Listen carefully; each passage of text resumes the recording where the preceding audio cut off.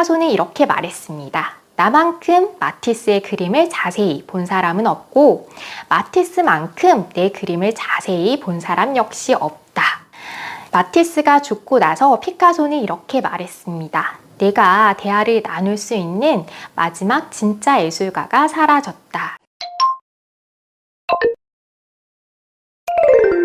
김보혜와 함께하는 문화예술 8편입니다. 오늘은 앙리 마티스라는 화가를 소개해드릴 예정인데요. 앙리 마티스는 여러 가지 별명이 있지만 그 중에 제일 많이 불리는 별명이 바로 색채의 마술사라는 별명입니다. 프랑스는 예술의 고장으로 유명한 도시로 화가와 다양한 음악가들을 배출해냈죠. 그 중에도 프랑스의 3대 화가라고 불리는 화가가 바로 앙리 마티스입니다. 앙리 마티스는요, 프랑스 출생이고 1869년부터 1954년까지 생존했습니다. 그가 처음부터 그림을 그렸던 건 아니고요. 그는 사실 그림을 늦게 시작을 했습니다. 그는 원래 공부를 잘해서 법대에 진학을 하고 법률사무소에서 근무를 했었는데요. 어느 날 배가 아파서 가봤더니 맹장염이었습니다. 지금은 맹장염 수술이 간단하게 수술이 가능하지만 이 당시의 의료기술로서는 맹장염 또한 2달 정도 병원에서 지냈어야 됐다라고 해요. 그 병원에서의 시간이 굉장히 지루했을 수 있기 때문에 마티스의 어머니께서는 붓과 물감을 마티스에게 취미 삼아서 한번 그려보라고 주었습니다. 하지만 이게 계기가 되어서 이때부터 마티스는 그림을 그리게 되었는데요. 그의 첫 작품이 지금 보고 계시는 책과 촛불이라는 작품입니다. 아버지는 물론 반대를 하셨겠죠. 그래서 그림은 안 된다. 그거 가지고 어떻게 먹고 살래? 라고 했지만 마티스는 26살에 미대에 다시 진학을 하게 됩니다. 이 당시 마티스가 느꼈던 감정은 물감이 가득 들어있는 박스를 손에 들자마자 이건 나의 운명이다 라고 느꼈다라고 합니다. 그만큼 그림에 확 꽂혔다라고 할 수 있겠죠.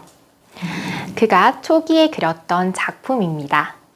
차양 밑에 화실이라는 작품인데요. 작업실을 이제 화폭에 담고 있는데 작업실의 배경은 굉장히 어두워 보입니다. 하지만 밖에 창문을 보면 굉장히 밝아 보이죠? 이거는 마티스의 심정을 담아내고 있습니다. 지금 내 상황은 그렇게 좋지 않지만 나에게는 저렇게 창창한 미래가 있을 거야 라는 희망을 이 작품 속에서 이야기하고 있습니다. 그런 마티스를 두고 사람들은 이렇게 불렀습니다. 이런 마을의 멍청이 같으니라고. 멀쩡하게 좋은 회사에 들어가서 돈도 잘 보고 있는데 왜 하필 그림을 그리냐 라면서 그를 조롱했었죠. 하지만 사람들의 그런 비난 섞인 말에도 마티스는 굴하지 않았습니다. 지난 날을 회고하면서 마티스는 이렇게 말했습니다. 나는 우둔한 짐승처럼 작업을 했다. 새벽 6시에 일어나서 11시간 동안 작업을 했다고 합니다. 그만큼 우직하게 작업 활동을 했다고 할 수 있죠. 여기서 저는 이런 생각이 들었습니다. 천재도 저렇게 많이 노력을 하는데 난 천재도 아닌데 노력을 덜 해도 되는 것인가? 그리고 한 커뮤니티에 글이 떠올랐는데요. 어떤 전교 1등이 쓴 글이었습니다. 나는 우리 학교에서 공부를 제일 잘한다. 그럼에도 불구하고 나보다 늦게 가는 아이가 없다. 독서실에서 내가 제일 늦게 나간다. 라는 글이었죠. 어찌 보면 천재는 태어날 때부터 천재가 아니라 본인의 노력에 의해서 천재가 된 걸 수도 있겠다라는 생각이 들었습니다. 이처럼 마티스는 늦게 시작한 만큼 누구보다 더 열심히 그림 작업을 했다고 할 수 있습니다. 두 번째로 이야기 드리고 싶은 내용은 색채의 마술사에 관한 내용인데요. 앞에서 본 그림과 같이 마티스의 작품에는 처음부터 색깔이 다양하게 들어갔던 것은 아닙니다. 폴 시냐크라는 화가의 영향을 많이 받았는데요. 이건 폴 시냐크의 우물가의 여인들이라는 작품입니다. 이 작품은 신인상주의인 폴 시냐크가 그린 작품으로 가까이서 보면 이게 다 점입니다. 점묘법을 쓰고 있고요. 또 굉장히 밝은 색채를 쓰고 있죠. 여기서 앙리는 많은 영향을 받게 됩니다. 그 다음의 작품을 보면 알 수 있는데요. 앙리 마티스의 호사 평온 관능이라는 작품입니다. 색채가 굉장히 밝아졌다라는 것을 느낄 수 있고 또 이것도 점으로 지금 다 표현을 하고 있습니다. 굉장히 따뜻해 보이고 평온해 보이는 그림인데요. 목욕하는 모습을 담고 있습니다. 이 작품은 앞에 영향을 주었던 폴 샤나크라는 화가가 이 작품을 아주 극찬을 하면서 삽니다. 이 작품을 두고 순수한 무지개색으로 그린 작품이다, 굉장한 작품이야 하고 그의 작품을 굉장히 좋게 평가해 줍니다. 그리고 마티스의 대표작이라고 할 수 있는 작품인데요. 모자 쓴 여인입니다. 이 작품 속 여인은 본인의 아내를 그린 것인데요. 사람의 얼굴을 보면 굉장히 얼룩덜룩하죠. 아내는 분명히 남편이 멋진 그림을 그려줄 거라고 해서 예쁘게 꾸미고 딱 앉아 있었을 겁니다. 근데 다 그린 작품을 보니 본인의 얼굴이 이렇게 얼룩덜룩한 거예요. 아내가 굉장히 화가 났겠죠. 그래서 이 작품을 보고 화를 냈다라고 합니다.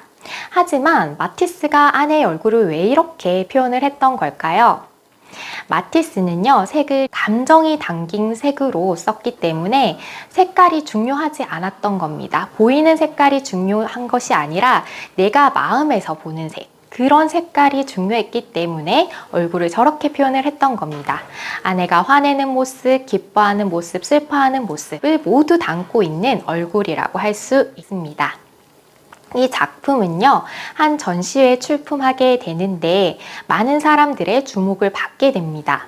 그리고 이 작품을 본 평론가는 충격을 먹어서 이렇게 이야기하죠. 이거는 사람의 얼굴이 아니야. 이거는 야수의 얼굴이다. 조롱 섞인 말이었는데요. 이 말로 인해서 그의 작품은 인상파라고 훗날에 불리게 됩니다. 이제 인상파가 출연한 거다라고 보시면 되겠죠. 다음 연도에 그린 작품인데요. 분위기가 또 사뭇 달라졌죠. 앞에는 붓터치가 좀 강하고 강렬한 인상의 작품이었다라면은 이 작품은 평온하고 부드러운 느낌의 평온한 작품이다 라고 할 수 있습니다. 삶의 기쁨을 나타낸 작품인데요. 왜 이렇게 마티스가 그렸나 살펴보면은 마티스는 사람들에게 편안함을 주고 싶었다라고 합니다. 내가 꿈꾸는 미순이라는 것은 정신 노동자들이 아무런 걱정, 근심 없이 편안하게 머리를 놓을 수 있는 안락의자 같은 작품이야 라고 이야기를 했습니다. 사람들이 평소에 일상 때문에 많이 지쳤을 텐데 본인의 작품을 보고 조금 쉬어갔으면 좋겠다라는 작가의 마음이 여기에 담겨져 있었던 겁니다. 이 작품 교과서에서 한 번쯤 보셨을 수 있는데요. 마티스의 붉은 방이라는 작품입니다. 마티스를 유명하게 만들어준 작품이기도 하죠. 이 작품의 특징을 살펴보면 조금 특이한 점이 있습니다. 이때부터 원근법이 없어집니다. 그래서 뒤에 있는 저 창문 같이 생긴 것이 창문인지 액자인지 공간도 잘 안 가고요. 사람들은 이 작품에 대해서 굉장히 당혹스러워하고 난해합니다. 그래서 처음에는 좋은 평가를 받지 못했어요. 언제부터 그럼 좋은 평가를 받았느냐?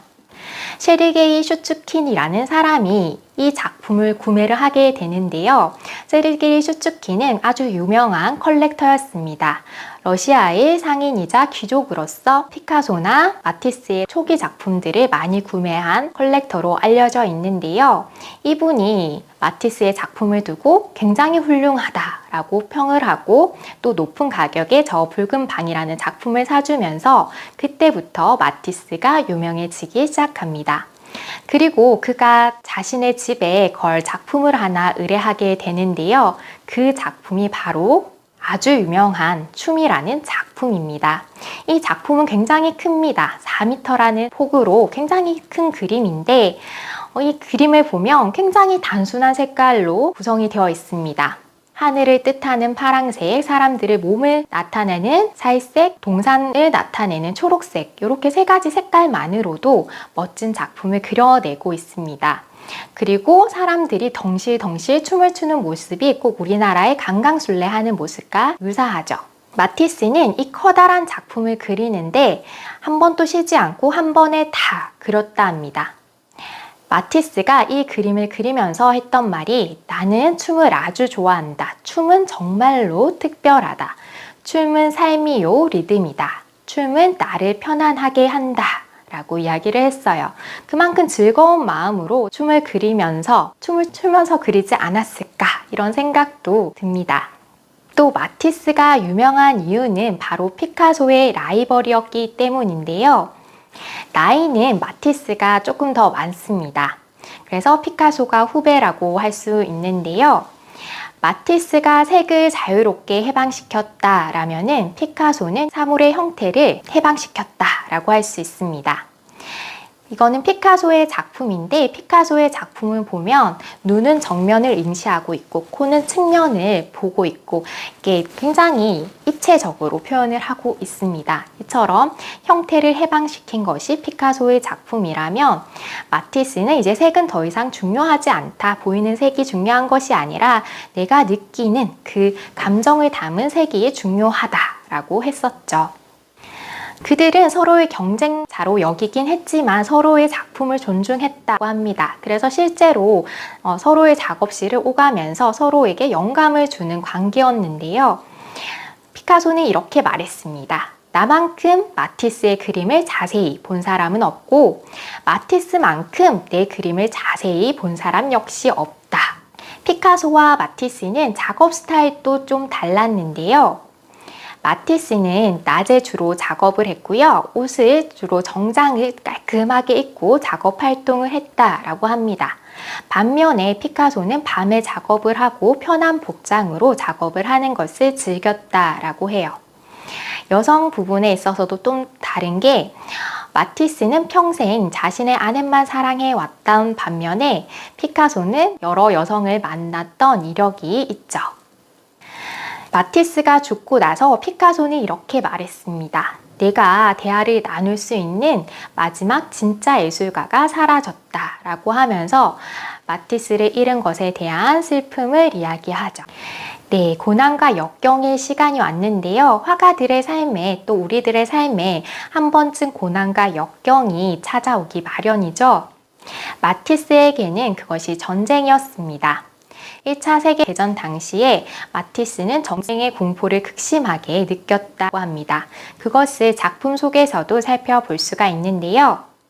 이것은 클라우르의 프랑스식 정문이라는 마티스의 작품입니다. 사실 작품만 봤을 때는 이 작품이 마티스의 작품인지 느끼기가 어렵습니다. 앞에서 봤던 밝은 색채의 마티스의 작품과는 사뭇 다른 분위기이기 때문이죠. 그리고 굉장히 단순해졌죠. 훗날 이 작품은 추상 미술가들에게 많은 영감을 주기는 했으나 기존의 마티스의 작품과는 사뭇 다르고 전쟁이 한 명의 화가에게 주는 영향도 굉장히 크다라고 할 수 있습니다. 이 작품과 비교해볼 만한 작품이 하나 있는데요. 똑같은 콜리올의 열린 창문을 그렸습니다. 색채가 전혀 다르죠. 이건 몇 년 전에 그린 작품이고 전쟁 전에 그린 작품은 이렇게 화사하고 밝은 반면에 앞에서 봤던 작품은 굉장히 어둡다라는 것을 느낄 수 있습니다. 전쟁뿐만이 아니라 또 병마와의 싸움도 있었는데요. 마티스는 노년에 암에 걸리게 되고 폐색증에 걸리게 됩니다. 그래서 의사가 가망이 없다라고 하고 주변 사람들은 마티스에게 마지막 인사를 하기 위해서 그를 찾아왔다고 해요. 의사도 수술을 할 의미가 없다. 그냥 손댈 도리가 없다라고 했지만 마티스는 제발 저는 아직 할 일이 남았어요. 2년, 3년만 더 살게 해주세요. 제발 수술을 해주세요. 라고 이야기를 하죠. 의사는 마티스의 부탁에 못 이겨서 대수술을 하게 되는데요. 마티스는 기적적으로 살아나게 됩니다. 그래서 그때 바로 부활한 자라는 별명이 붙었습니다. 의사는 마티스에게 이런 말을 합니다. 지금 수술이 성공적으로 끝나기는 했지만은 앞으로는 유화 물감을 쓰지 마세요. 유화는 그리지 마세요 라고 합니다. 유화 물감을 맡아보신 분들은 알겠지만 그 냄새가 굉장히 독합니다. 그래서 멀쩡하던 화가들도 유화 작품을 하다가 병에 걸린 분들도 있는데요. 그렇기 때문에 지금 몸이 회복 중인 마티스에게는 유화로는 작업을 하지 말라고 의사가 권했던 겁니다. 그래서 마티스는 다른 방법을 찾아야만 했는데요. 그 방법이 바로 붓 대신 가위를 드는 방법이었습니다. 마티스는 종이와 가위를 들게 되었는데요. 종이를 가위로 오려서 작품 활동을 하게 됩니다. 그게 바로 컷아웃이라는 기법인데요. 마티스가 새롭게 개발한 기법이라고 할 수 있습니다. 마티스는 종이를 자르는 것은 조각가가 조각을 하는 것과 같다라고 했습니다. 사실 어떤 재료를 이용하느냐만 다를 뿐이지 똑같이 고민하고 하는 부분은 조각가와 유사하다라고 할 수 있겠죠. 이때 마티스의 작품을 한번 살펴보도록 하겠습니다. 이 작품은 푸른 누드라는 작품인데요. 분명히 한 가지 색만 썼을 뿐인데 굉장히 역동적이고 움직이는 듯한 생동감을 느낄 수가 있습니다. 이 작품을 만드는 방법은 컷아웃 방식인데요. 자세히 보시면 이 파랑색이 색깔이 다 다릅니다. 이유는 먼저 종이에 색칠을 합니다. 그런 후에 직접 만든 종이를 자르기 때문인데요. 그 다음 종이를 붙이겠죠. 그런 작업을 일일이 했던 겁니다. 그래서 아주 단순한 색을 썼더라도 이 작품의 생동감이 우리에게 느껴진다라고 할 수 있습니다. 이 작품은 달팽이라는 작품인데요. 사실 제목을 보지 않으면 저건 누구도 달팽이라고 생각하기가 어려울 것 같습니다. 하지만 어린아이의 시선에서 봤을 때는 의외로 어린아이들은 이 작품이 달팽이라는 것을 맞추기도 한다라고 하네요. 이 작품 역시 그의 대표작이라고 할 수 있습니다. 하지만 우리에게만 이 작품들이 굉장히 난해했던 건 아닐 겁니다. 어떤 일이 있었냐 하면 1961년에 모마라고 해서 뉴욕 현대미술관에서 전시가 열렸는데요. 마티스의 컷아웃전이 열리게 됩니다. 그래서 마티스의 컷아웃 작품들을 쫙 모아서 걸게 되었습니다.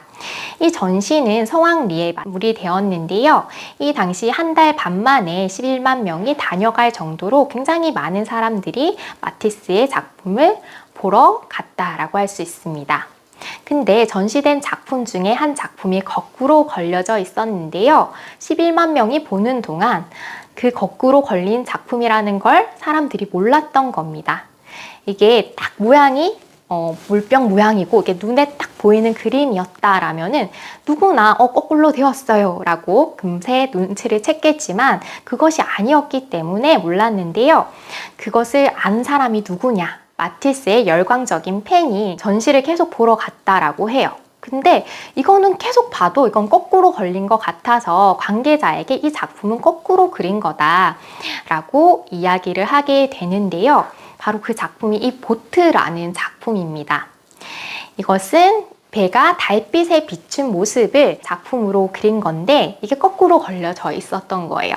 근데 사람들은 모르고 지나갔는데 이분은 마티스의 열정적인 팬이었기 때문에 거꾸로 걸렸던 것을 알게 되었던 겁니다. 알고 보니 사인도 위쪽에 위치해 있고 그래서 잘못 걸었구나 하면서 이것은 모마의 흑역사로 지금까지 남아져 있습니다. 컷아웃 작품 중에 또 유명한 작품이 이 이카루스라는 작품인데요. 이카루스 이야기를 아시는 분들은 알겠지만 간단하게 이야기를 드리면 이카루스가 동굴 밖을 빠져나와야 되는데 어떻게 빠져나오나 고민을 하다가 밀집으로 날개를 붙여서 하늘을 날아서 빠져나오게 돼요. 근데 너무 기뻤던 나머지 이카루스가 계속 하늘 높이 올라갔던 겁니다. 근데 하늘 높이 올라가면 어떻게 돼요? 밀랍으로 붙인 날개가 녹아서 떨어지게 되겠죠. 그래서 이카루스가 이렇게 추락하는 모습을 여기에 담고 있습니다.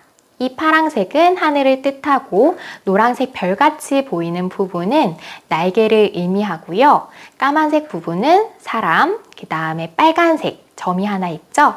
이것은 심장, 열정을 의미합니다. 이 이카루스는 마티스 본인을 상징을 하기도 하는데요. 마티스의 육체는 지금 병들었잖아요. 추락하는 것과 같습니다. 하지만요, 정신력은 강해지고 상상력은 폭발하는데요. 그 이유가 이 작품에서 알 수 있습니다. 이 작품 역시 제목을 보지 않고 그냥 작품만 봤을 때는 추락하는 이카루스가 아니라 꼭 상승하는 것 같기도 하고 추락하는 것 같기도 하고 애매모호하다라는 말이죠. 이것처럼 육체는 떨어지고 있을지 몰라도 나의 정신력은 더 오히려 상승하고 있음을 보여준다라고 할 수 있습니다.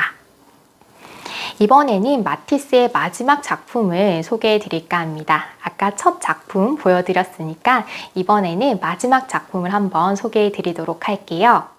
마티스의 마지막 작품을 설명하기 위해서는 한 소녀를 소개를 해야 될 것 같습니다.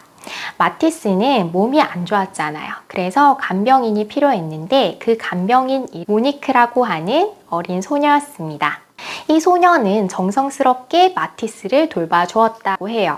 처음에는 그냥 돈을 벌러 왔는데 마티스가 너무 인자하고 사람이 좋으니까 자기도 모르게 정성껏 마티스를 돌봤던 겁니다. 마티스가 잠이 못 드는 날에는 본인이 책을 읽어주기도 하고 이런 식으로 마티스를 정성껏 간병을 하였습니다. 그러던 어느 날 소녀가 저는 꼭 할 일이 생겼어요 하고 떠나게 되죠. 마티스는 이때 소녀에게 너가 도움이 필요하면 언제든 나에게 이야기해라. 내가 언제든 도와주겠다 라고 소녀에게 약속을 하게 됩니다. 마티스는 그녀를 두고 이렇게 이야기했습니다. 내가 아팠던 시기에 그녀는 내 곁에 빛이었다. 그만큼 마티스에게 이 소녀는 굉장히 큰 의미가 있는 존재였다고 할 수 있는데요. 소녀가 어느 날 다시 돌아오게 됩니다. 근데 좀 놀라운 모습으로 돌아오게 되는데요. 이 소녀가 수녀가 돼서 돌아왔던 겁니다. 소녀는요, 마티스에게 부탁을 하나 하게 되는데요. 마티스 동네에 새롭게 성당이 지어지게 되는데 거기에 담당자가 이 소녀였던 겁니다. 그래서 마티스는 이 소녀가 지날 성당의 건물의 외관은 물론 안에 스테인드 글라스 또 벽화까지 모두 다 그려주었다고 해요. 사람들은 마티스가 나이도 많고 몸도 좋지 않기 때문에 위험하다고 말렸지만 온 힘을 다해서 4년 동안 성당을 짓는 데 몰두를 하게 됩니다.